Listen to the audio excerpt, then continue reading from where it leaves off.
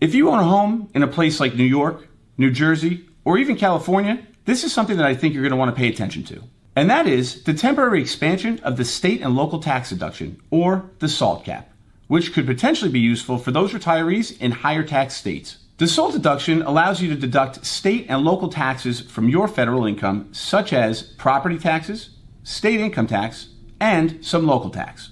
For many years, this deduction provided meaningful relief for those particularly living in higher tax states. With this recent legislation put into place, the SALT cap was expanded from $10,000 up to $40,000 for those with a modified adjusted gross income of less than $500,000. This is a substantial increase on the cap, and depending on one's particular situation, this could have a dramatic impact on your tax planning. For example, consider a retiree who lives in suburban New York paying $22,000 in property taxes per year. Under the old cap of $10,000, only a portion of that $22,000 could be deducted annually. However, with the increase in the cap up to $40,000, now the full amount of $22,000 can be deducted. The result of this change could amount to thousands of dollars in annual savings depending on one's situation.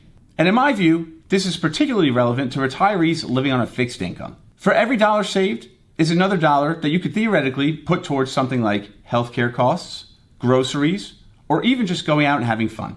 Another example, if you're a couple living in the state of California, and you have $15,000 in property tax and $10,000 in state income tax, you can now deduct that full $25,000 under the new cap.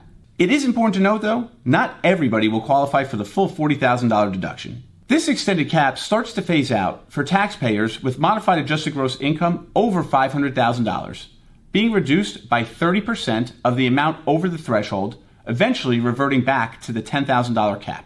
When it comes down to planning, something that I focus on is reviewing one's income sources, timing of withdrawals from their pre-tax account, and trying to figure out how to take full advantage of these deductions when working with their accountant. As it stands right now, this SALT deduction cap increase is only temporary, and it is set to change back to the $10,000 limit in the year 2029. And while this SALT deduction change could offer a great tax break for many, it's only one piece to the puzzle when it comes to retirees and what could help them.